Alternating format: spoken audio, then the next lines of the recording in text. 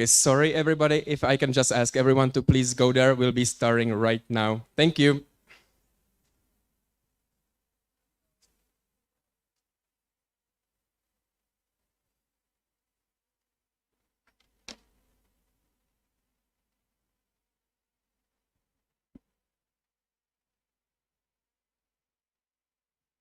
Okay, good evening, everyone. First of all, I would like to introduce myself. For those of you who don't know me, my name is Michal Smetana, and I'm the Group Product Manager and Site Lead of Pipedrive Prague.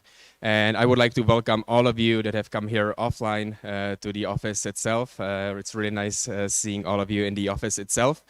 But I would also like to thank everyone who are watching us live on the stream right now. And we'll probably have people joining all over the world, not just from our offices in Tallinn and Tartu in Estonia, but also London, Lisbon, people in Prague and Czech Republic as well.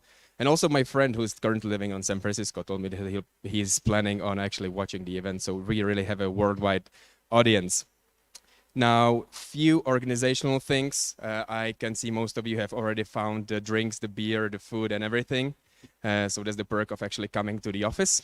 And if you would like to find the bathroom at any point of the evening, it's just right outside of the office, of the door. First doors on the left are women. Behind the elevators, that's for men. Now, sorry? Sorry, we don't have gender-neutral bathrooms. Now, as for the schedule, which you should see on the screen at any moment, could we please have the schedule? But while we are waiting for the schedule, we'll have 3 speakers tonight. Each will be around 15 to 20 minutes long. Then we'll have a Q&A session. For the Q&A session, we'll have a Slido. You can either scan this QR code right here or just use the PM-EPT, short for Product Meetup Empowered Product Teams. And if you have any questions for any of the 3 speakers we'll have here tonight, just use this Slido, and after the talk, I'll be reading out the questions and the speakers will be answering them.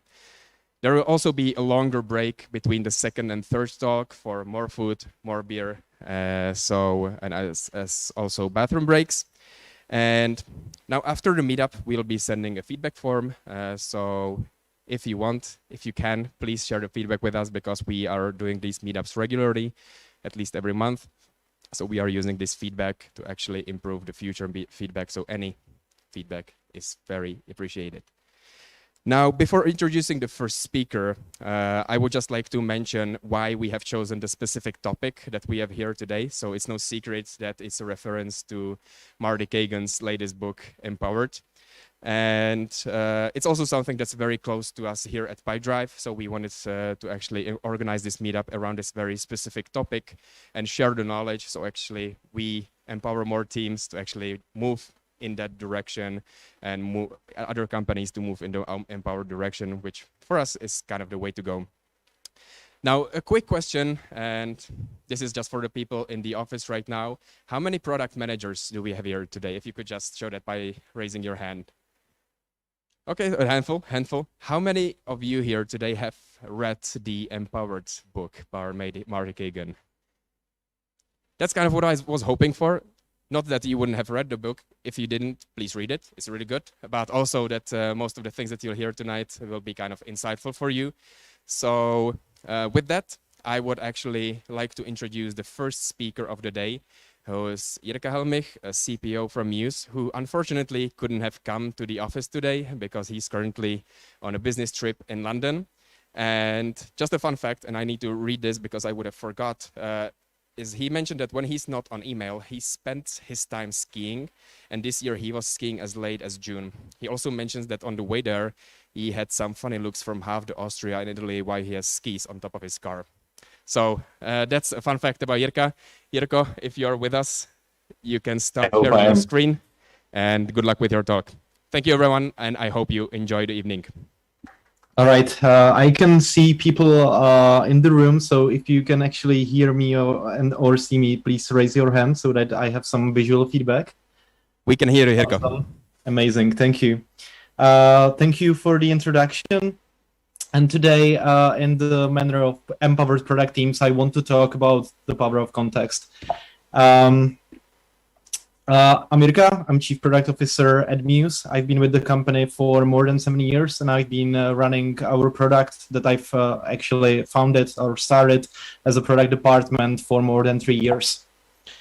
I have to admit that if I would had all the context that I needed, I would be there with you in person, because I was very much looking to have an in-person talk, but unfortunately I didn't know what time do we start tomorrow here in London, so I had to fly out, and I'm thankful to the team at Pipedrive that they were able to keep me on the schedule and make it a hybrid event. Together with me today, I have Neo. Neo is an empowered product manager, because we're talking about empowered product teams. He works at Mews, and obviously as he's an empowered product manager, his job is to make decisions, big decisions. He's truly empowered, so he's making big choices and big decisions on a daily basis. Neo is working on what we call a booking engine. So that's something that hotel guests can use to book directly on the hotel website, book their stay, book their room. And Neo has decided, he's implemented Apple Pay into the Mews booking engine. Since I can see you, I can also ask you a question. Who thinks that's a good decision? Raise your hand, please. Okay, I see some hands. Who thinks that's a bad decision? I see no hand. My response is, it depends. And obviously, it depends on the context. Whatever product decision we make, whatever we're working on, we need to have some context that we're either given or are either creating ourselves to be able to make a product decision and decide whether that product decision is good or bad. So, Neo has decided, and the moment he's made that decision and he announced it, this is how his Slack looked like. He almost immediately started getting messages all over the company. In company all hands, he had some anonymous questions around, hey, Neo, how do you actually prioritize? And these guys swoop in as well, all the dangerous product animals, and they started asking questions, had comments, criticisms, and everything that you would expect. And Neo, he was standing there, he was looking at what he's done, and he was thinking, well, but I thought that I'm actually empowered. What Neo was missing was some context, but also the stakeholders and everyone else were missing some context. So first of all, I want to have a look at what kind of context do we need to make a reasonable and good product decision. So there are some basics that you should, as product managers, have available to you from your product leadership. And quite recently, I started mentoring on Plateau, and you would be surprised how many companies do not have this in place. So first of all, it's product vision. For Mews, that's a world where every guest experience is remarkable. But if you ask some of the product managers, some of the product leaders in different companies, they don't know why the company exists and what are they actually trying to achieve. Obviously, product vision isn't just one sentence or a statement. It should be at least a one-pager that explains how the world actually looks like when your product is done. We know that it's never done, but what is it? What is your aspiration or your ambition? What are you trying to achieve? That's one thing that's, very basic in terms of being able to make a decision. The second thing is product principles, some kind of laws, commandments, or values of your product. How does your product look like? What kind of personality does it have? So for instance, we at Mews, we have 5 product principles One of them is human, that we are a technological company, but we want to allow meaningful human interactions in hotels for guests and employees. One of them is deconstructed, so that we challenge existing solutions and we come up with solutions that are following latest technology trends. And these kind of things are, important to have as well, so that you can make decisions on a daily basis. And the reason I'm talking about it is that I've really seen a lot of companies not having this, and then, challenging product managers on why did you make this decision and is it a good decision, and prove it to me. A super important thing is also company strategy, which is kind of midterm strategy of what are the tactical steps that your company is taking to achieve its vision in next 2 years. Obviously, you will not achieve a vision in 2 years, but you're getting closer to it. So what are those steps? And part of that is some kind of long-term investments and initiatives within your product. Again, I've seen companies running too long without this. Marty Kagan is definitely talking about that in Empowered as well. And that's something that helps you decide and something that you can refer to if you're making product decisions. And last but not least, it's some goals, objectives, North Stars, OKRs, anything, any kind of communication framework for goals that your company is running onto. What's the next step? How do you measure success currently? That's once again a piece of context that you need to have to be able to make a good product decision. On my next slide, I have our product principles, just to demonstrate, how easy can it be, that it can be really one slide with a couple of sentences, which is something that, from all of these things that I had on the previous slide, product principles is one of the things that I've seen the least so far.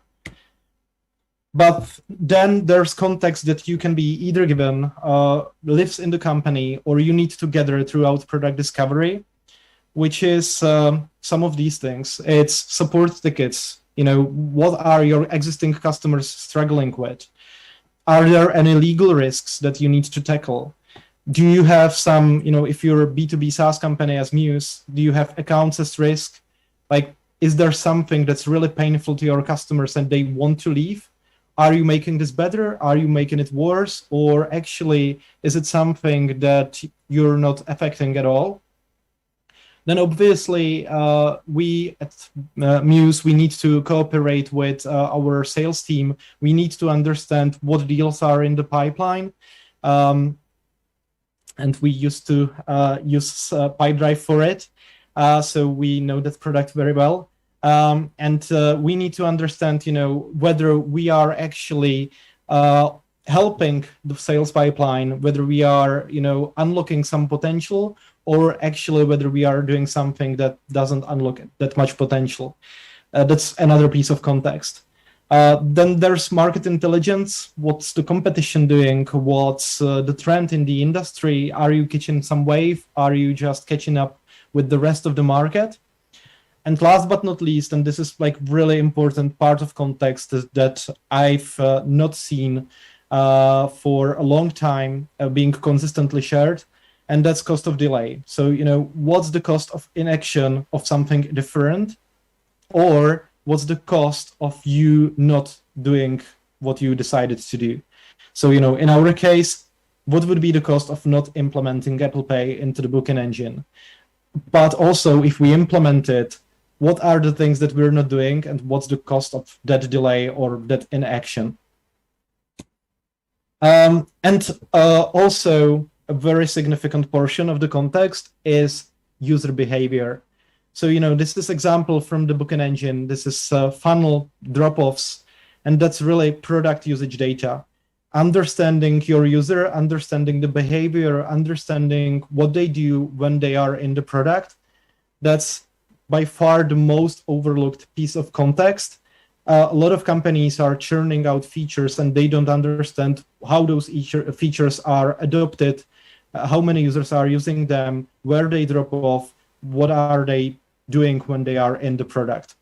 And that's another significant piece of context that helps to determine whether your product decision to do something or do something different is a good one or a bad one. So this is what helps you to understand whether you're making a good decision or a bad one. But context is a two-way street. And let me demonstrate that on a different example, or actually the same one. This is the actual flow from our Figma that we used to do to implement Apple Pay into our booking engine. And usually teams would share their Figma file, their prototypes, somewhere, and they would say, hey, this is our prototypes, this is our Figma file. What do you think? Give us feedback. And when they did it, we already had all the animals on Slack, and they were saying things like this. Oh, I went through the flow, and I think we should not make this a separate step. Zebra came in overly arrogant, saying, I feel this is overly complicated. Then we had someone, let's say me, swoop in and say, hey guys, stop the development immediately. I asked John to redesign this from scratch. There's just too many steps. Then we had some wolves. Hey guys, I had calls this morning. A couple of clients are saying that people cannot close their bills. We need to fix that. That's the utmost priority. And the last animal is a rhino.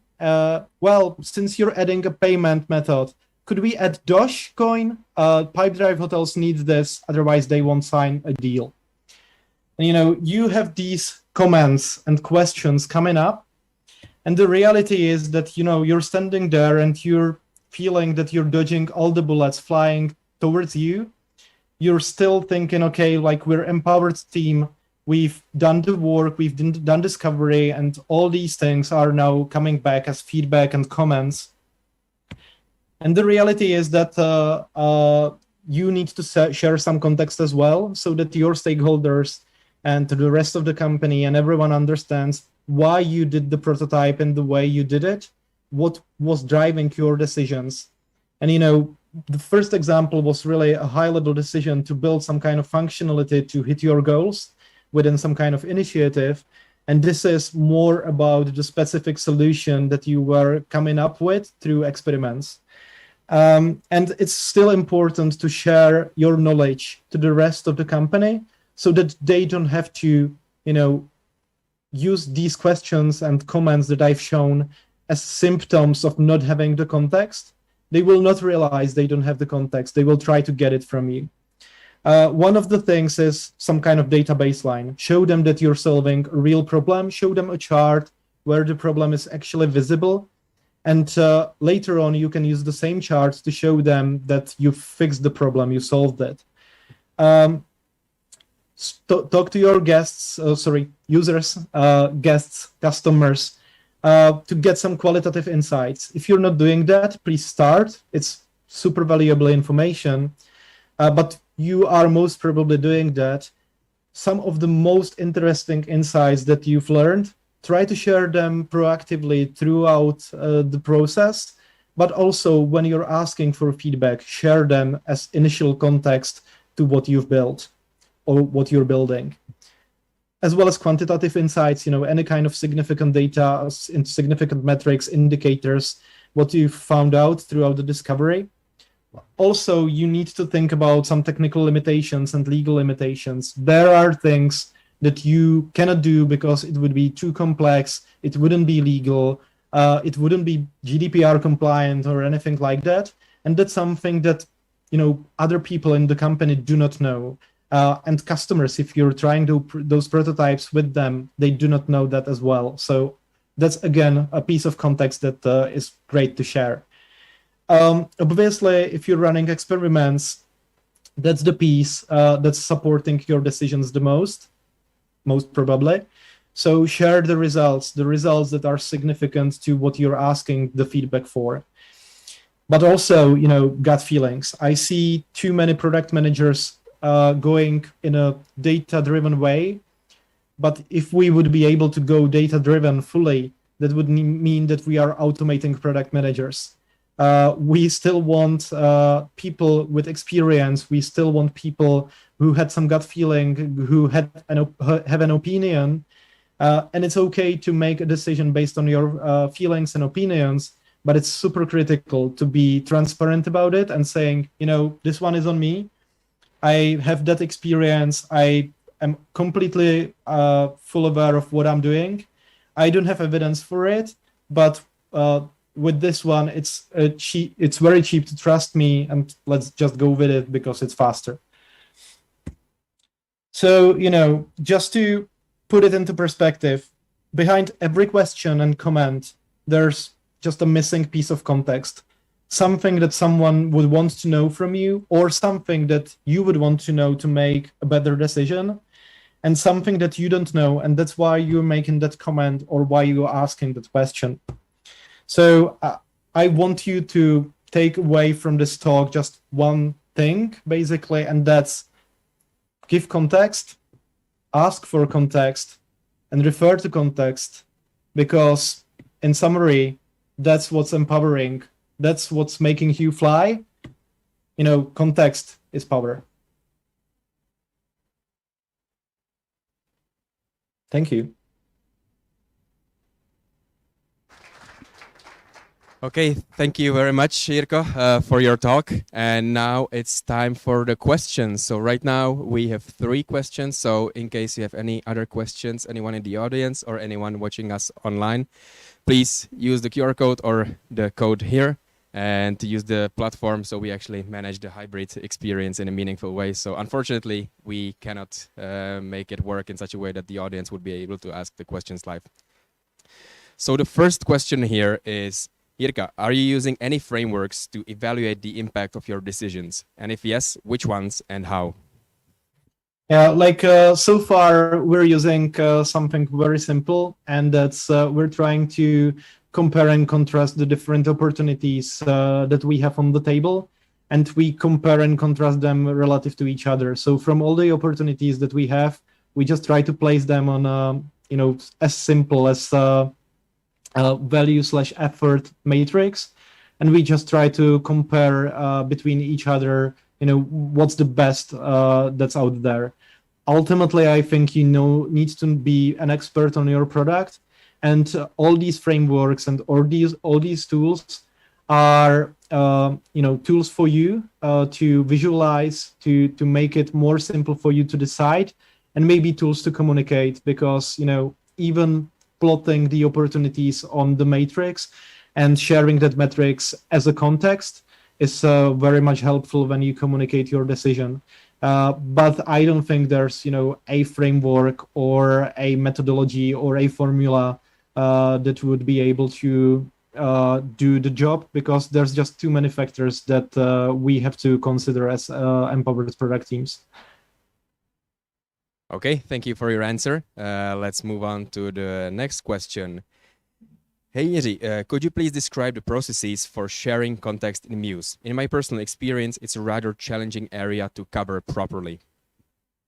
True story. It's very challenging, but I guess one thing that answers all the questions about me and for me is that I hate processes.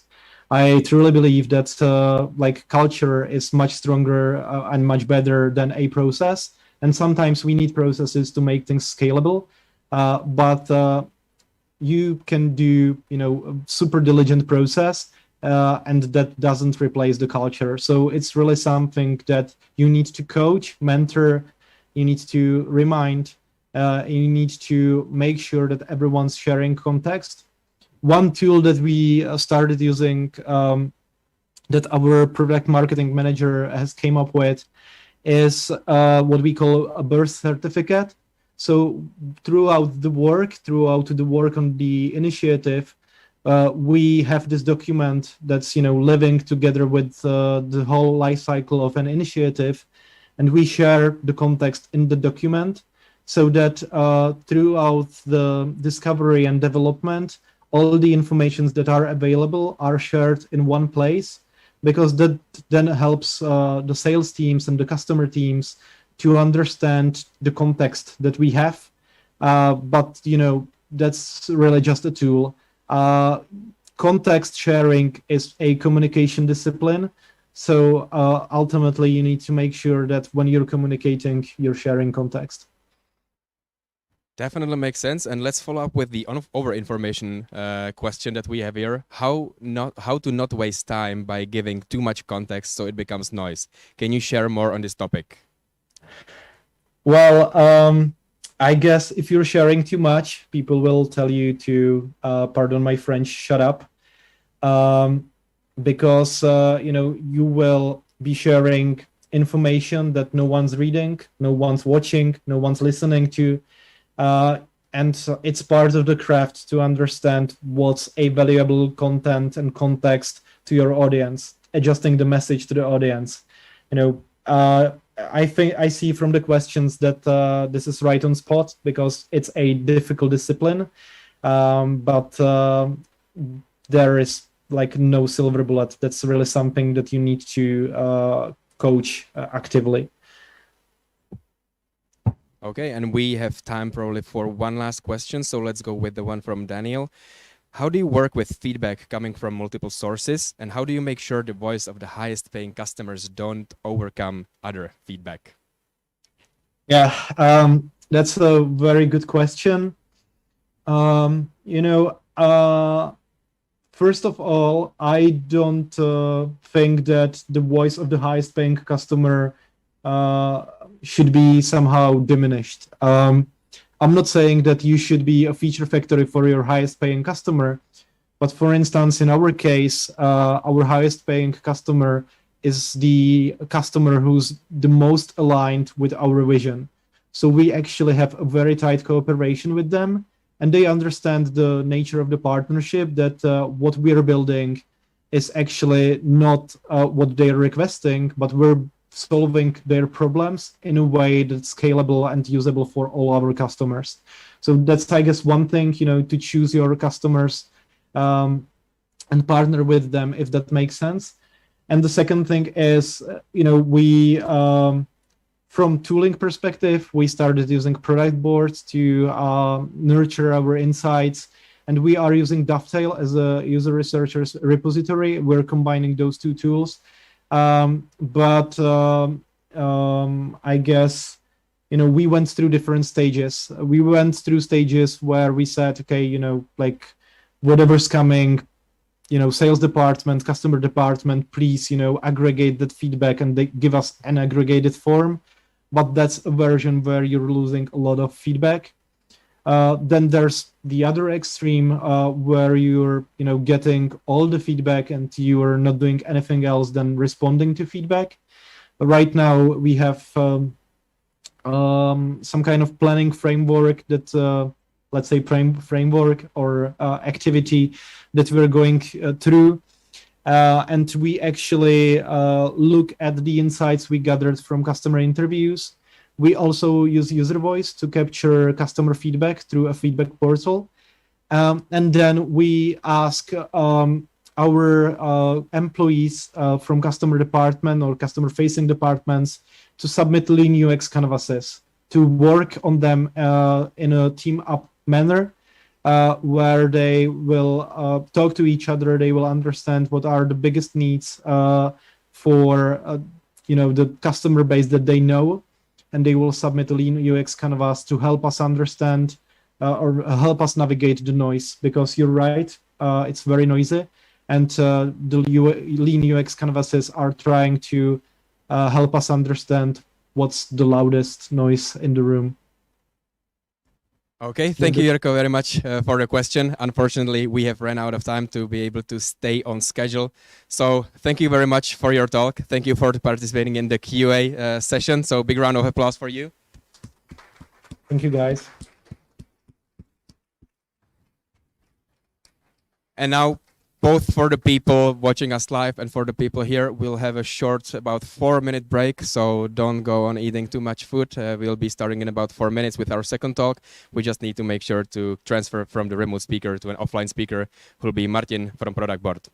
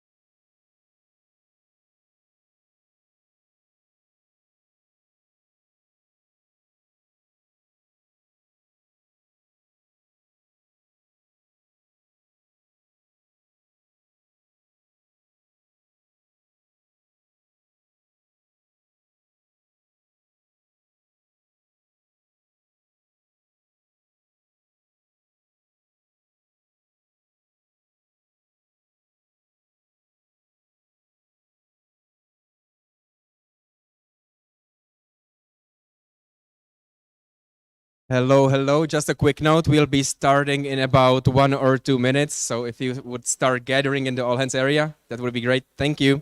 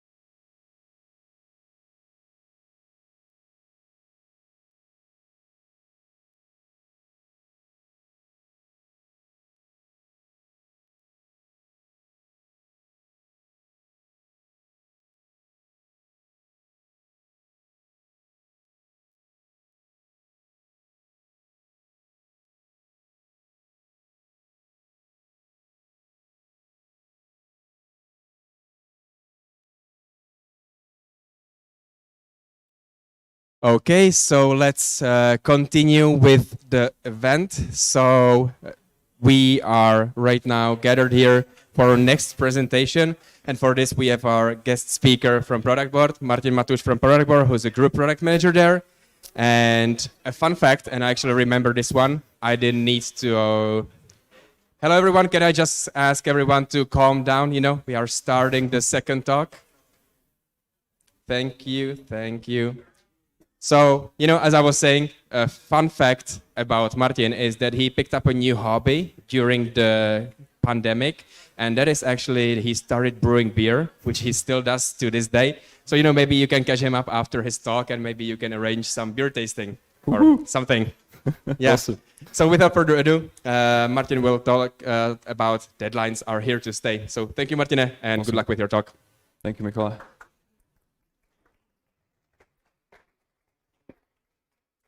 Hey everyone, happy Tuesday, as we like to say. That's Productboard. It's awesome to see everyone here in person. First of all, thank you. Much better. It's great to see everybody in person. Obviously, like the pandemic was really hard for all of us. We couldn't meet in person.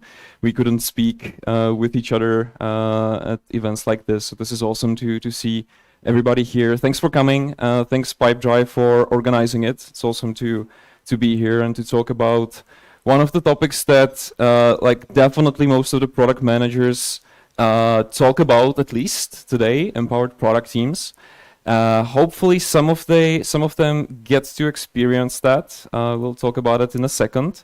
So I definitely don't want to think of me as a contrarian, and I don't want to like break the part. But you know, there's definitely a journey. We'll probably hear about that from Jaana in an hour. We've heard about context, so there's a lot of attributes that come to making empowered product teams a reality, let's say, in our industry. So before I dive into what I would love to share with you today, and as you can see from the headline, it's gonna be about deadlines and commitments and, you know, things about making stuff happen at a certain moment in time, which is definitely something that people experience. A couple words about myself. You know, not because it would be, you know, my most favorite thing to talk about, definitely not. But my name is Martin. Nice to meet everyone. I've been the product manager at Productboard for the past 3 years. I'm part of the product team. I lead a tribe, which, you know, is a group of product teams that have a single mission. We're trying to make Productboard better for more product managers using Productboard, larger product organizations. So if you don't know what Productboard is a B2B SaaS. We're building a product for product managers, right? And this is a little bit meta, if you can imagine my job. I'm a product manager building product for product managers. It gets a little bit crazy sometimes, but also you get to experience talking to lots of product managers and you see how vibrant this community is and how many different processes product managers employ and how they do stuff completely differently from one company to another. And I hope to talk about some of the experiences from building products for product managers, hopefully. When I was preparing this presentation, I was thinking about, Martin, you know what, like, let's open it with a couple of quotes, right? You should find something about deadlines, that like people hate deadlines. And the interesting thing is that like when you search planning, you'll find myriads of quotes from like different industries, essentially like from any human activity that is out there in the world, that talk about the problems with planning, that it doesn't work, that the deadlines are a bad thing to have, that planning in the first place is like a very wrong activity to be doing in the first place. From sport, so you see Yogi Berra, who was a baseballer in the US, and like his quote is very hard to argue with. It's hard to make predictions, especially about the future. I mean, like that guy could definitely be a product manager. From sports to military, this guy was a general in the Prussian army in the 19th century, and he said that no plan survives the first contact with the enemy. I don't want to say that customers are the enemy, but let's use it in this analogy. And then my maybe favorite, John Carmack, the lead on the Doom 4 development. So from gaming industry, he basically said, yeah, it's done when it's done. And that was kind of like the estimation of when Doom 4 is gonna see the light of day. So this is amazing, right? Like this whole industry and everything that people do is sort of driven by this concept of deadlines, that something needs to be done at a certain point in the future. And then there is a group of people, us, like people working in software, that we say, hey, no, like we don't want to talk about deadlines, right? Like we just wanna work on this thing and that thing, and when it's done, it's gonna be perfect, and it's gonna drive the outcomes, and it's it's just gonna move the needle. And it's interesting, like are we wrong? Are they wrong? Is there a middle ground? And it's definitely something worth like thinking about more deeply than just taking one side of the argument here. I got two questions for you. So those are the only two hand raisers for you. So don't. So my talk will have some merit. And the second one. So if you work with deadlines, do you think that empowered teams and deadlines like work together? Should they have deadlines? Who agrees that they should have deadlines, or they should be driven by deadlines to some extent? All right, a little bit less hands. It's awesome to see that there is a plurality of thoughts here as well. That's awesome to see. And so let's have a look at it, right? Let's have a look at it. In my opinion, this great theme of empowered product team is all about trust. So if you abstract what an empowered product team is all about, in my opinion, the crux of the problem is trust. The concept of the empowered team is built on the fact that product teams trust the leadership. Why they trust the leadership is all about the stuff that Jirka told us half an hour ago, right? That the context matters, that the vision is there, the direction is sound, what we are building, what we are after, the vision of the future, the world that we want to conquer makes sense, that we want to build it. And if the teams like don't trust that, if they're just like in it like 9 to 5, and I just like, I do a bunch of coding, move Jira tickets around, it's not really a great empowered product team scenario. And it works the other way around as well, right? If the leadership doesn't trust the product teams, that they are the best people to move the needle and to have impact and to build stuff that matters, this will not work. This will definitely end up being the regular command and control model, where basically people say, hey, this is the stuff that you gotta ship it, and that is it. And I want to share a story with you. It's gonna be a fictional one. You will probably be able to find some attributes that you recognize, but it's a fictional one, where deadlines are the centerpiece of it, and why trust is important, why it gets eroded. So here is a product team. I use stock photos, so there's gonna be stock photos in this presentation. But pretend that this is a product team. Let's call them the desk demons. They are the product team, as the name kind of alludes. They like to work in a collocated office. They have a cozy office here in Karlín. They are the regular 21st century product team as you would know it. So they have a product manager, they have an engineering manager, designer, engineers, basically all the people to get shit done, essentially. And they read books about agile. The product manager has just jumped on the Martin Kagan bandwagon, so they're we're gonna be empowered and we're gonna deliver a lot of value, and those are the North Star metrics that we care about, and they just want to roll. They just want to conquer the world. They just started planning a new quarter. They run in quarterly planning cycles. And they picked an objective that they think is really aspirational, they like it, they rally around it, and they want to solve world hunger. And they set out to experiment with a couple of ideas, how they can do it. Right, and they want to start local, right? When you build new products, one of the approaches is that you can start local. So they think, when they talk about the problem is when they solve hunger in Karlín, that might actually be the good approximation to solving world hunger. And as they like to say, it's just a matter of scaling up afterwards. So they start converging, because it's a natural thing. When you discover a problem, you start solutionizing, so you think in solutions. And they think that like an avocado delivery service application might, be a good solution about it. But it's just one of the experiments, right? They buy me a lot of those experiments. They test the idea with a couple of Karlín cafe dwellers. Everybody loves that, and it's all great. But the good news are not meant to, last forever. The good times are not there to last, as Martin Kagan says. In some, in our commercial product world, there are some cases where certain important things need to be delivered by a certain deadline date. This is just the reality of it. And usually the person that brings the deadline is the dreaded stakeholder. So I was looking for a very paternally looking figure for the slide, but it can be anyone. But stakeholders usually have this ability of like showing up randomly at events, meetings, calls, with things like, it can go like this, right? Hey guys, I heard that you're building this cool new drone avocado toast delivery service. It's gonna be a killer. I know there is this avocado eater fair in Žižkov in like 3 months, and we just gonna make it. It's gonna be huge. There's a big opportunity for our business to just either make it or break it. When do you think like you can ship it, right? Like when do you think you can ship this feature? And the team goes like, well, we don't really think about it in this way, It's just like one of the opportunities, one of the experiments that we have. It doesn't, like it's nothing material. We wanted to discover it, like ship it, validate it, like blah, blah, blah, all the stuff from the books, right?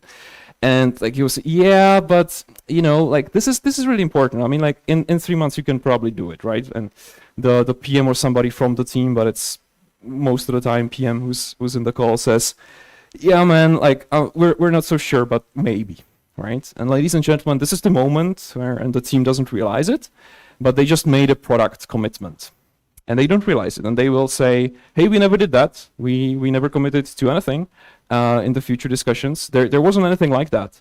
But essentially to this guy, they put their asses on the line for doing it in 3 months for the fair. And this is just the unfortunate reality of it. And from here, as you can imagine, it's just a slippery slope downhill, right? Because in 3 weeks or whatever weeks, they just realized that this whole idea was bullshit, as it was apparent to you, I hope, from the past slide. But they not only discovered that the avocado toast delivery service is a bad idea as a solution, they also discovered that the problem itself is a little bit shaky, built on wobbly legs, that solving hunger in Karlín might not get them any closer to serving world hunger. And they have a better idea, right? They want to do it from a different angle. They want to try different experiments. But unfortunately, this is not building a drone, and this is not being on time for the fair.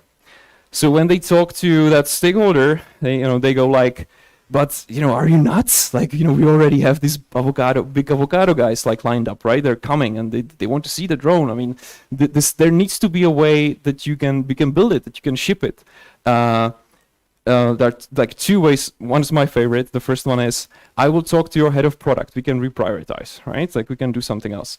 And the second one is my favorite. I was an engineer 20 years ago. This is totally feasible to do in 1 month. So it goes back and forth, right? It's like the PM then tentatively agrees because like she just wants to be out of that meeting because like it's crazy. They say, yeah, so like whatever, like we just build it. But the important people here, like the team, they're completely shocked, right? It's obvious to them that they will have to change the scope. They'll probably not be able to make it. They will have to compromise the quality. They will have to introduce a lot of technical debt, which they are saying to themselves that they will remove, but they never will. And just to have something done. So, no great. What happens? Obviously, they don't make it.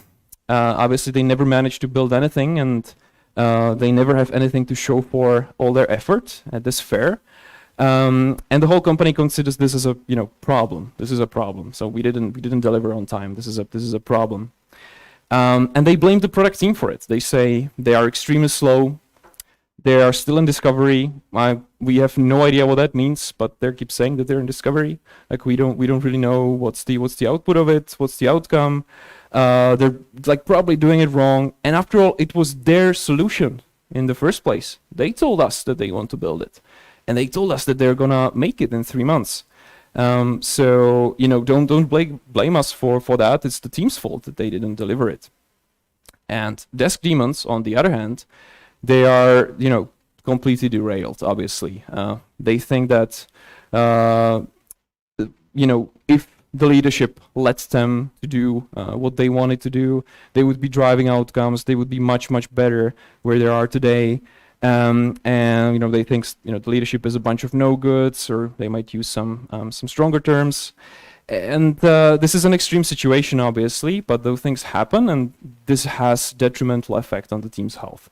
People will sooner or later start leaving such an environment, right? They don't want to work on this in this environment. And what you end up with is the control and manage method of leading product teams, is saying directly from the leadership, hey, I want you to build this feature, and I want you to be done by then. And this is the erosion of trust in both ways. The product team has not delivered, and the leadership thinks it's the problem of the product team. And the team thinks it's the leadership's fault because they maybe did not provide enough context for why they need the Avocado Toast delivery service. So I was just trying to link it to what Jirka said, but it makes a lot of sense. So what to do about it? Right. So obviously we are pursuing something virtual, something idealistic, right? Like people read the books and say, hey, this is something we need to do. It's yes, but it will be a very, very hard way to get there. So you'll have to compromise, obviously, on the way. And in reality, in product development, there are very few cases where you need to hit deadlines. It doesn't really matter. What matters is that you need to be driving outcomes, right? You need to have impact that matters. You need to have product that's delightful. You need to have value to customers that matters to them and matters to you because they pay you money for it. But if it's on like November 4th or November 17th, it doesn't really matter much. It's important to have semblance of when is what coming out. So like you need to understand that there is a certain sequence of work and that you are shipping it because of product marketing and all the other stuff. But you don't need to know exactly which date up front, right? This is not the reality. So you have to compromise. But I'll start with something extreme. So I said we have to compromise, but the first thing that I have here is that avoid commitments like the plague. Which doesn't mean that you should avoid people, like not talk to them at all and just like hide from all the stakeholders and the rest of the company. But this is predominantly about the time commitments when something is done. This is important to realize actually for the product teams in my mind when you start talking about what you're working on, right? Showing visuals, naming stuff, talking about ETAs, everything, in the minds of the rest of the company is basically building the image of a feature that gets done by when, right? So like people love to think in solutions. So don't give them the ammunition. If possible, talk about problems. We're solving these problems. Solving this problem, we're gonna have this impact. It's moving these indicators, these metrics that you care about. Find out what the stakeholders care about in terms of metrics. So, are they interested in churn? Are they interested in more revenue? Stuff like that. Try to link it to that. Do not show them features when you're just in problem discovery. That is pretty bad. Commit to a longer time frame. If any possible, commit to a quarter. Don't say that, we're shipping this November 1st. Say we're shipping it in Q4 or later, depends on or in a month. Depends on the context, obviously, but try a longer time frame. That might work. Something that Marty Kagan suggests. So if you read his blogs on high integrity commitments, he says that you need to run a proper discovery to be able to estimate stuff. Essentially, translated, it means you need to know what you're estimating before you estimate it, which makes a lot of sense. I have a couple of things to add there, which I would love to share with you. But essentially, when you discover stuff, you need to know what you're discovering. And if the company requires you to do it for some reasons, there can be a huge marketing event, a campaign, like a funding round for which you need to launch something, make a high integrity commitment, which is important. This state is important, high integrity commitment. It means that the team needs to understand that their asses are on the line for this, that something needs to be done at some given point in time. But you should not overly use it. So like this is not something that the product team should be working under too often. But when you do this and when you actually hit the deadline and when you meet the high integrity commitment, this builds the trust, right? So this builds the trust in the organization that you were able to hit the deadline and you made the promise and you actually hit it. And this, in my opinion, cements the trust between the product teams and the leadership and not the other way around, which is a good thing. And I said that I would love to share with you something more for the discovery. This is something that we're actually trying in my tribe at Productboard. It's taken from Zendesk. So the Zendesk guys actually came up with this concept of a triple diamond. If you're familiar with the simple one, the good old double diamond, which tries to explain the process of discovery, so the problem discovery and the solution discovery. Those are the first two diamonds where you're starting with nothing, then you diverge on the problem space, and then you are trying to find the right problem to solve, and then you do the same exercise with solution. What they're saying here is that it's not all, and it's like not realistic that at the end of the discovery you have a solution that you just ship, right? This is just a little bit of a better waterfall, but it doesn't work like that, or it maybe not have to work that way. There is still a lot of uncertainty and ambiguity in the process of delivery itself. So when you start shipping, you are still talking to customers.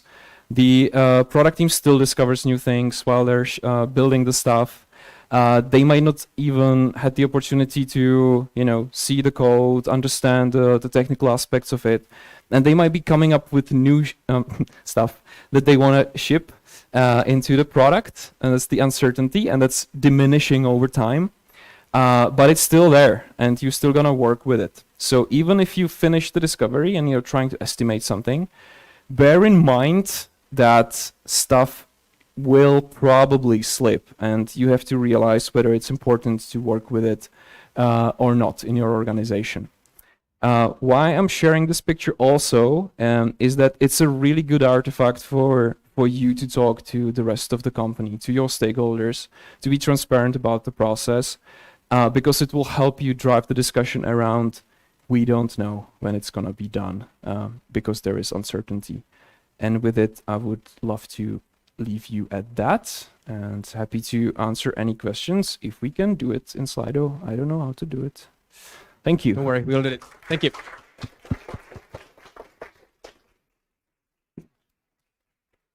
Thank you, Martina, for your presentation. I was just about to come here and mention that there is a deadline coming for your talk, since you were talking about deadlines, but let's get to the questions. So first one is from Sarah. How do you prevent making unconscious product commitments like the one you mentioned in your story? You don't. You just have to think about it. All right. It's like not something that you have in process. It's basically every time you talk to somebody, like you have to realize that those things happen. It's like not something that you would love to do, but people have to share, right? Because people have to brag, and this is a discovery that we're running, and we're thinking about the avocado toast delivery service. It's gonna be awesome, but you just have to imagine that most people don't have all the context, right, about what you do. Even in your company, people know like 10% of what you're working on, and that's maybe like the best case scenario. And the rest will just take snippets of what you're saying, and they will connect like avocado toast delivery service shipped this team, right? And they will like create their own mental model of what you're working on and why, and it will just happen. And then suddenly you will know that like the whole company is talking about something that's completely unrelated to what you might be working on. So how do you prevent, like, yeah, you have to just be diligent in communicating. It's one of the most important aspects of being a product manager, to know how to translate stories from the product team, outside of the product team, and inwards, and how to be crisp about what you're saying. So you just have to think about it. You have to practice it. You have to make a lot of errors as well. Thank you. Let's go to the second one from Pavel. What would you do with a delivery team which is constantly overestimating their capabilities and never delivers on time? This is a good one. Yeah. So we use a buffer. Depends if they're still overestimating by a certain, constant. I didn't mean to mention any specific team, Like if they're always overestimating by 1/4, then just multiply it. But yeah, depends whether this is a part of your process and you really need to have those estimates, and what are their estimates based in, right? You can definitely dive deeper. Why are they not delivering? Is it because like the technical aspects of what they're working on are just too hard, or are they estimating without a proper discovery, what we saw before? There might be too many reasons for us to cover in like 10 minutes, I think. Depends on your process, whether like you care about it, right? This is an important piece. Like, do you care about them not being on time? If yes, then I would try to understand why they're not doing it, overestimating their capabilities. Yeah, so maybe coaching, right? Like their capabilities. So maybe coach them to have those capabilities. Okay, short answer. Maybe you can catch Martin after the talk and during the networking session. So how do you work with or plan your long-term roadmaps if you have them?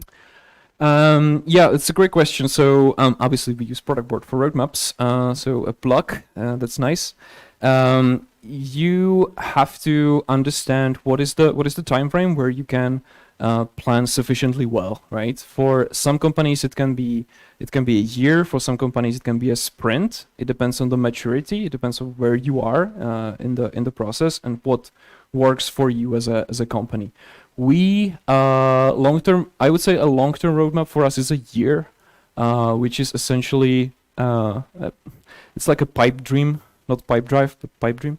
For us, of like stuff that we want to work on. It's more like directional, speaks to problems rather than solutions. The further away you are, so it goes from more concrete stuff that's like a quarter away to very abstract stuff that's at the end of like the 12 months roadmap. Why is it useful for us? Because obviously some features like integrations and partnerships, like we need to start talking to those vendors to be able to hit it. It's also important to know what's the vision, how do we see the product in 12 months, but it's not a plan. It's like an artifact for discussion rather than a plan. So that's how we use it. Okay, then the next question from Alexei. Martin, do you have deadlines for how long discovery should take? This is actually something that we're discussing in the product organization as well.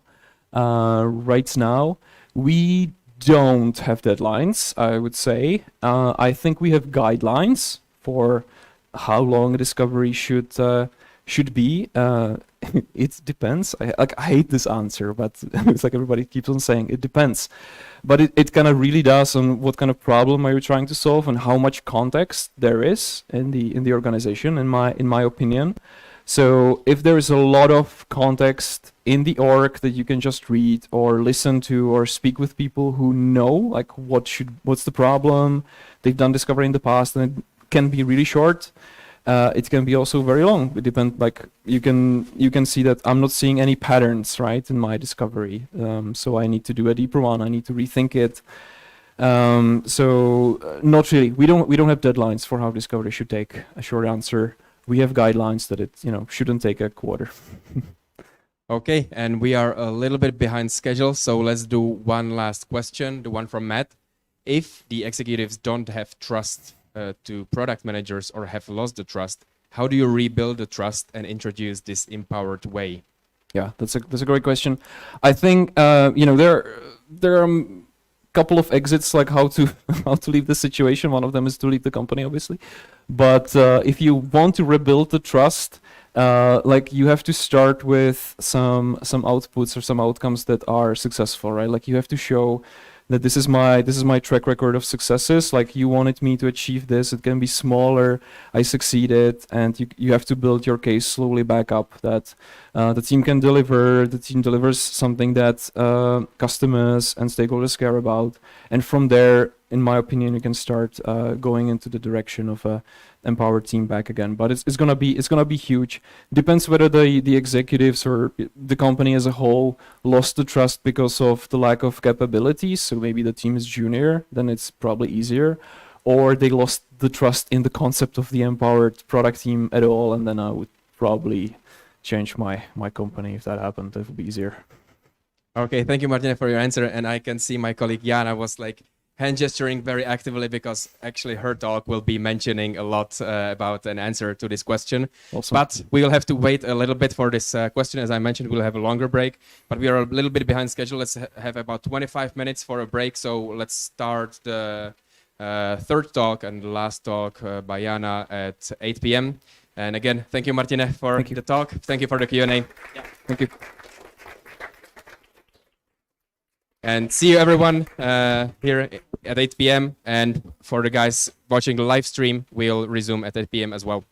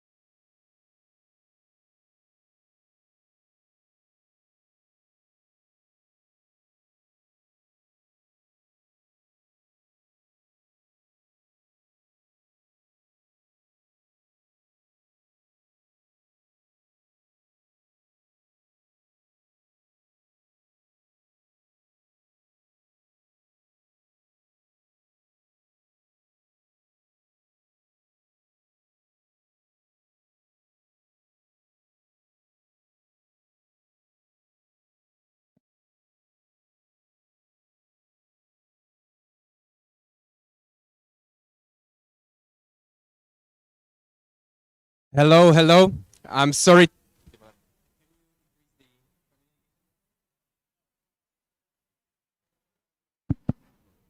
Hello, hello. I'm sorry to disturb the fun, but we'll be starting in about 1 minute with the third and last talk of today. So if you could start coming to the all hands area. Thank you.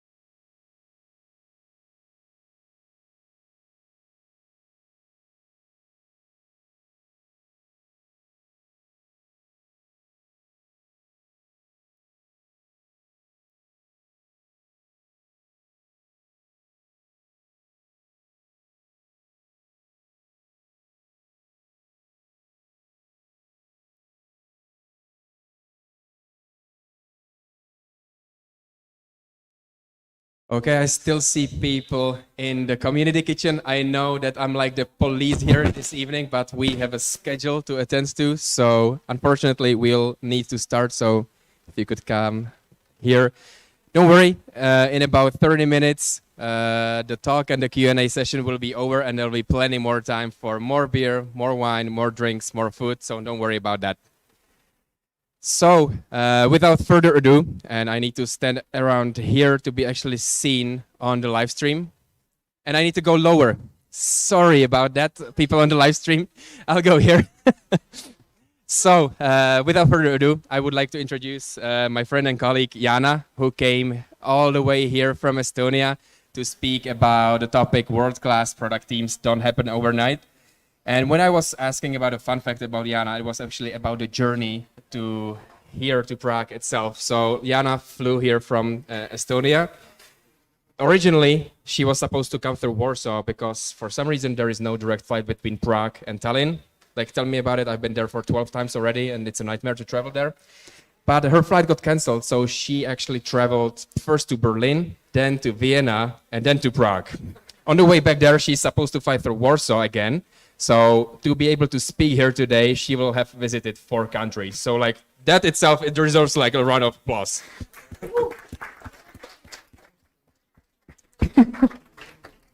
But enough with the chit chat. Jaana, the floor is yours and good luck with your talk. Thank you, Michael.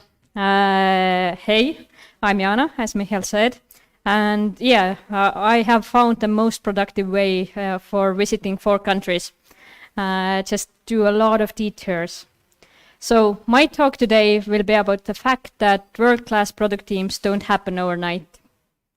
Kind of sounds like negatively, right? Maybe even depressing, but actually it's intended to be like uplifting and reassuring presentation. Because what I intend to do today is share with you 3 foundational ideas that I believe has helped Pipedrive build pretty empowered and inspired product teams. Martin Kagan reference here again, like we all do. And I hope that you can take some steps yourself to start off your journey on becoming a really awesome, empowered Martin Kagan style product team that does stuff like in the books. So let's get right to it with a classic mandatory about us slide. So I'm from Pipedrive, the host today. We help marketing and sales team reach their goals. with the SaaS software that we provide. We have roughly 800 employees, and the interesting bit is 50 PMs, 50 designers, working with 300 engineers and supported by 10 researchers, 10 product data analysts to get all the awesome stuff done. I myself have worked at Pipedrive for 4 years, and I lead a product team of 13 product managers in the product platform area.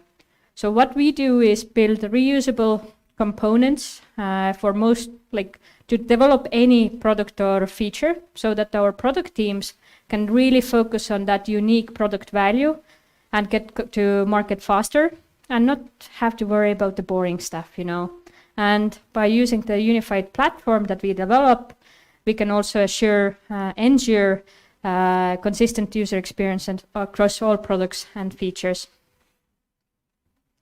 So, bottom line is that all companies need their product teams to solve the most painful customer problems in a way that makes the customer buy the product, right? We're all in the business, right? And businesses are in the business of making money. So the books, Marty Gagan tells about the dream.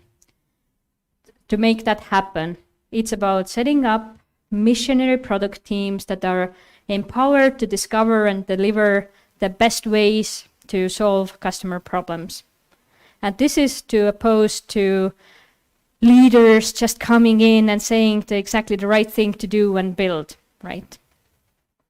And then you get the products that customers love. Sounds simple enough, right? Yet we have a whole event here today about how to have empowered product teams. And we don't have so many. So what's up with that? So I believe it's about trust. Because imagine you're a leader and now a product team or PM comes in and you're supposed to give all decision power, what to build, which problems to solve, and how and when to them. You're taking a freaking big risk there.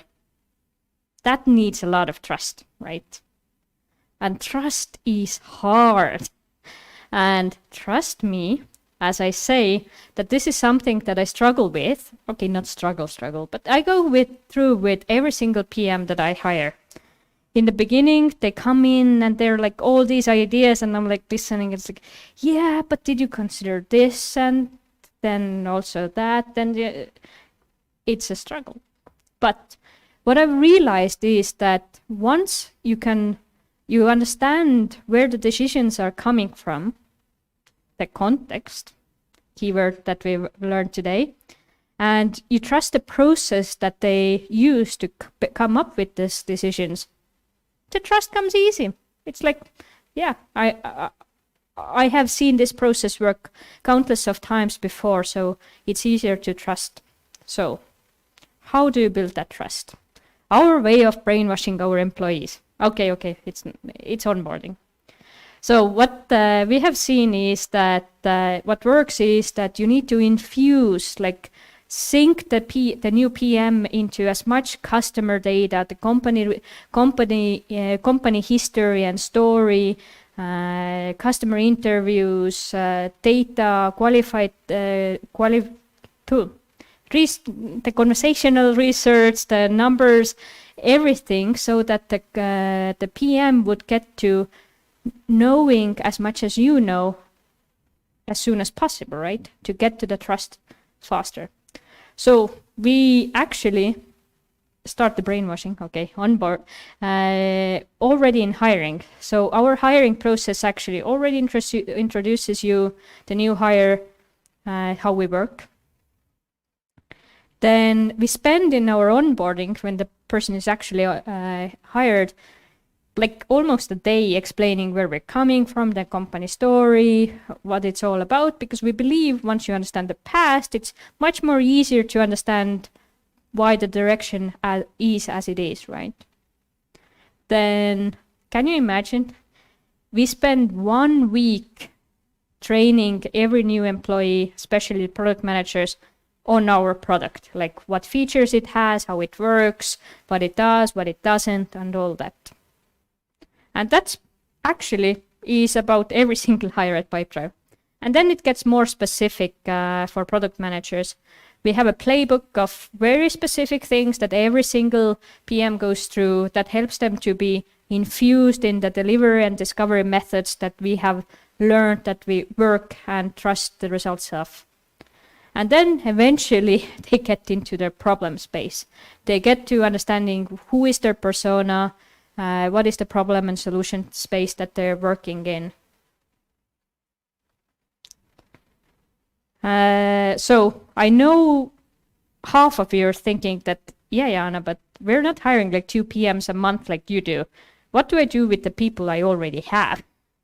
How do I become an empowered PM if I'm not yet, right? So you pretty much do the same thing. It's all about building trust still, and that's what we're talking about here. So you actually, you read the book Inspired, as we've said, you have to read it, right? And you realize that you have to do research, you have to actually solve the problems that customers have, not build the things that they want or the boss says to you. But maybe you your boss likes to tell you things to build. So what you start doing is that every time that you get another request to build, because you're a mercenary team, right? You ask the question, why? Really simple question, but you try to understand the customer problem behind it, and you write it down, and every time, and then you start counting how often certain problems come up, and then you can sort the table. It's probably an Excel sheet, right? By the number of people who have that problem. And you know what?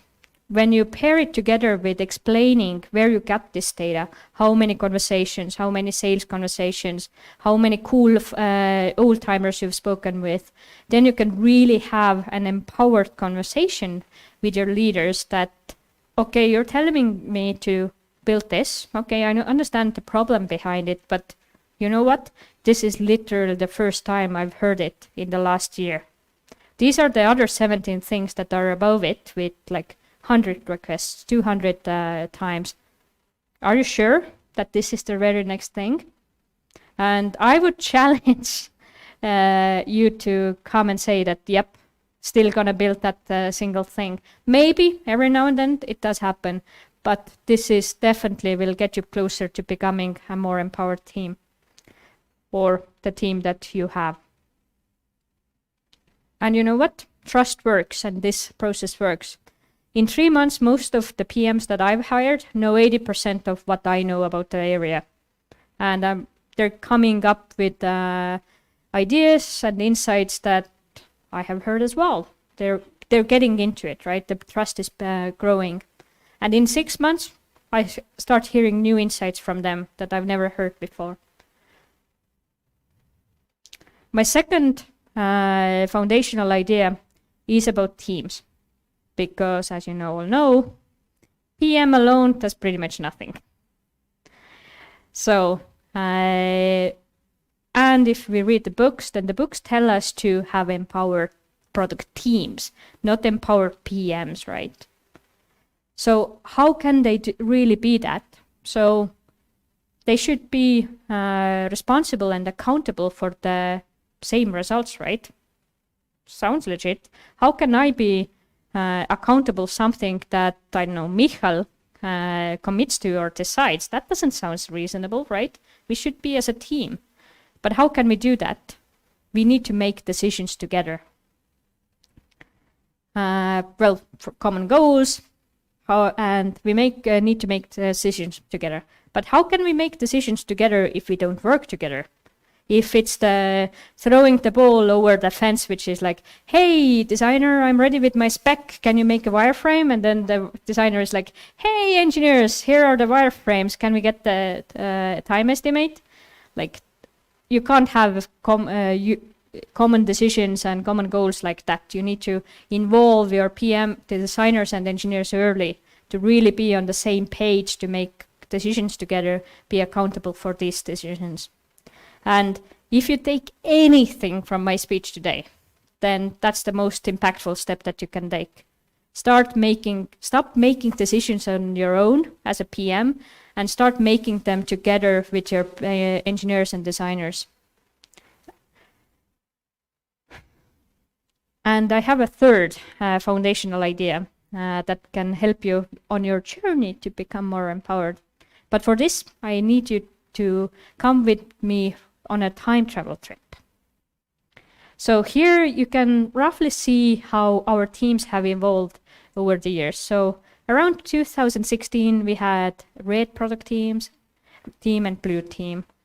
Then we scaled, so we had ruby, aqua, gold, green, navy. Eventually we ran out of colors. So the same team actually became a huge team or tribe called space. Then it grew further. It was too big, so we called it Cosmos. And today, the same thing pretty much is called shared experiences. And there are 4 teams within it. Calendar, no typo here. Teams still can have fun names. It's they own calling and calendaring. Tuvi, which is pigeon, so they, male pigeons. They work with communication, insights, and automations. So I know I'm setting you up here about which is better, right? But can I ask you, what's the true difference here? Why am I saying that this is better? Naming your teams like this. Ownership, okay, any other thoughts?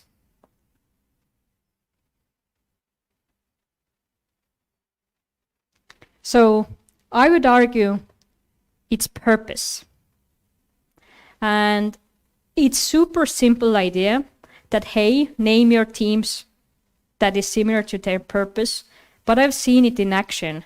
And once you have that, then the teams they have purpose, it's in the name, and it's so much easier for them to find their way along their path, especially when you align it with my with my final idea around team topology and how you align your teams.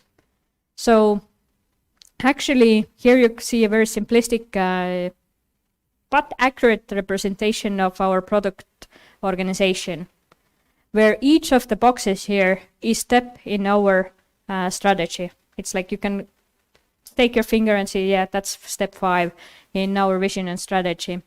And they all have meaningful names, right? For example, in one of these boxes is leads. And this is the team in Prague here. And they have their own persona. It's the SDR, the sales development rep. And their purpose is to help that SDR to find more leads, right? And then we have other teams that are kind of persona agnostic, so across all different products and personas. And what I saw happening in the last 2 years when we implemented that is that one very basic thing reduced. We stopped having, not completely stopped, but we have a lot less conversations about, hey, who should build it? Or who should own this feature, right? Because you know what? It's usually in the name. It's easier to figure these things out. So, world-class product teams don't happen overnight, but they do happen. You just need to take a few steps. And what I've given here today is the 3 foundational steps. If you invest a bit of your energy in developing in these areas, you know what? You'll soon be a world-class product team yourself. So, to recap, build trust by bringing transparency into how decisions happen. Like all this context stuff that we've been hearing today. Have designers, PMs, and engineers work as a team towards common goals. And third, align teams with your strategy so that they would always find their way. And I will leave you with this question. What is the first single smallest, tiniest step that you can take tomorrow to start your journey? Thank you.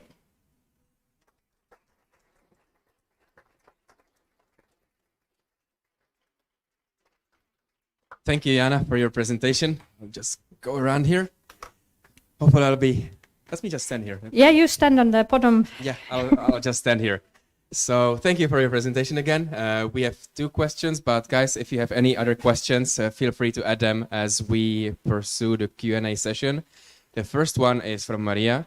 How do you convince the management of your company to invest so much time into brainwashing or onboarding new and existing employees? That's a tough one. I guess I would start the story with explaining the benefits of it, right?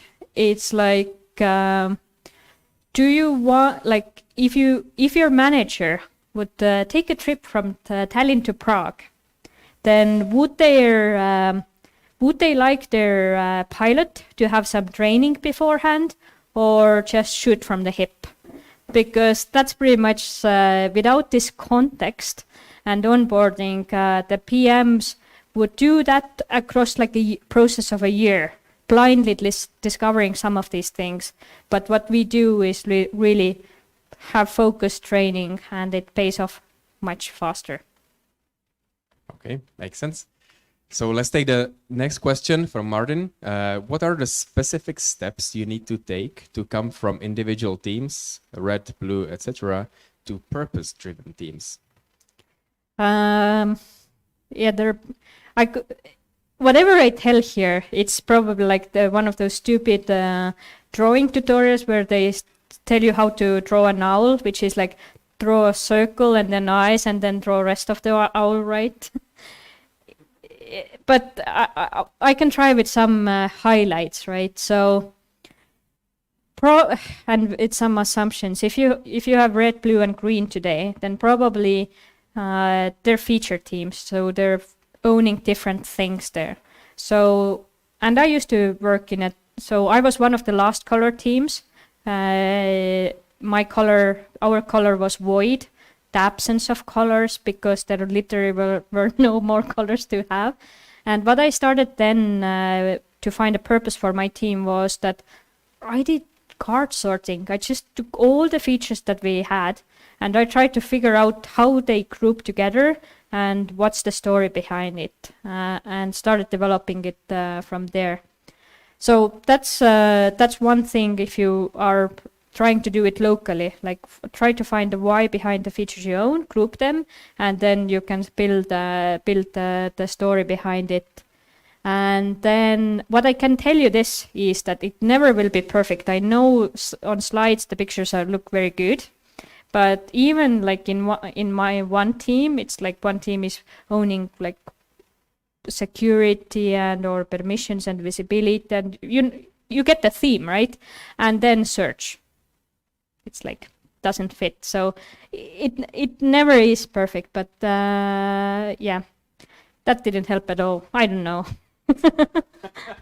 Thank you for the honesty, Jaana.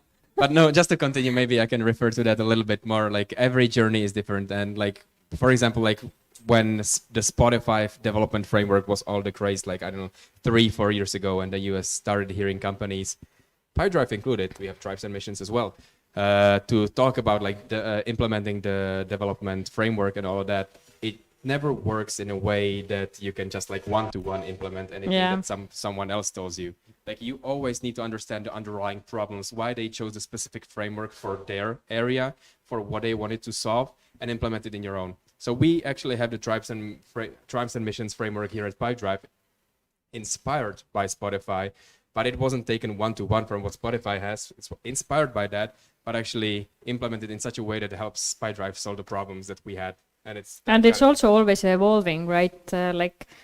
From the red to the space and cosmos picture, what you saw there was like it almost changed every year. So it's always evolving. I guess just need to do the first steps. Yeah, talk about being agile. Yeah. And another question from Stepan. Isn't it possible to have a continuous brainwashing which is integrated into the employee life in the company? It is. I absolutely agree. It's just a question of how you, like, what you can do, right? So when you have the luxury of front loading that investment of onboarding, then definitely I urge you to do that. I've done that always with my teams, and I feel that it saves on research later on if they really invest in the beginning. But it definitely doesn't mean that it can't be done continuously. And we do have even now some PMs that very quickly jump into something specific and they continue their problem space research later on and onboarding. So definitely can do that. Yeah. Okay, then let's move on to the next question from Richard. How do you solve the problem when there is more high priority work in one specific area? Are other teams helping or everybody's playing just on their own space? So, yeah, it's like how to solve world hunger. It's a very foundational problem in R&D, right? So if it's all about the priorities in the organization, right? So if there's high priority work that is important for the company, then we need to make it happen in some ways. So with engineering, we do have it that we can get help from other engineering teams to have more engineers working on something. So the other teams are helping, but we try to avoid this extreme overloading and foresee it. So we usually try to kind of estimate what the picture will look like in the beginning of the year and grow the teams to as much as possible. And then it's like, in the end of the day, you can't do everything anyhow. So you need to prioritize. So as a PM, it's really important to communicate that, hey, awesome ideas, totally makes sense, but our line is roughly here. And then it's about, okay, where do we get the extra resource? All right, let's move on to the next one from Petra. How often and for what reasons do you adjust the focus or problem space of your product teams? This structure that I showed you today has been one box appeared this year, in the beginning of this year. It was a brand new one. It was the shared experiences one, because we saw the need and it made sense to focus on that specific problem space, so to say, to align with our strategy more. So we add them when there is a need for it because of our strategy and because we believe it, like either is a specific step in our strategy, delivering, getting to our vision, or it is something that will help us to get there faster, right? And then there are there were the big boxes, right? And then in the boxes there were like small problem spaces in the products. So these, like, I think they like kind of grow. It's you start tugging a thread, and you look into a problem space, and then you're like, whoa, so big. So we realized that this small feature idea that we looked into is actually a whole new area, and it's worth investigating and investing further. And then we like make it a separate team to focus on it. So how often? Once or twice a year. And for what reasons? Because we believe it needs to be done and it's important to be done. Okay, thank you for that answer. And let's have the last question of tonight, at least through Slido. How do you address multiculturalism inside the company and facilitate inclusive environment which is effective or comfortable for all members of the team or company? Really good question. What I can tell you is that we are very diverse in nationalities.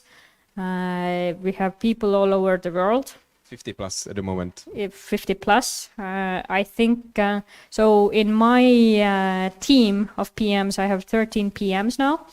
And from the hip, I would say that they're from 5 different countries. Not all white men, I can tell you that. So there's some diversity there as well. So I think in the end of the day, it's in our culture to be inclusive, and multiculturalism multikulti, as they would say in Estonian. We actually have the same word in Czech. Yeah? Okay. So then you know what I meant. Okay, so thank you, Jaana, for the talk. Thank you for the questions, for the answers. And that wraps up the official part of today's talk. So thank you everyone here offline in the office who have joined us. Thank you everyone on the live stream. And unfortunately for you guys on the live stream, this ends the show here. But the party, let's say, continues in the office. So there is more food, more beer, more wine, more drinks. So you are free to walk, to stay here to a networking event. And if you have any other questions to either Jaana, me, Martin, who was the other speaker, unfortunately not Jirka since he was remote, but you can find us anywhere here. And again, thank you all for coming. I hope that this was insightful. You had a good time, and I hope to see you soon and in the kitchen area. Thank you very much for coming. Thank you.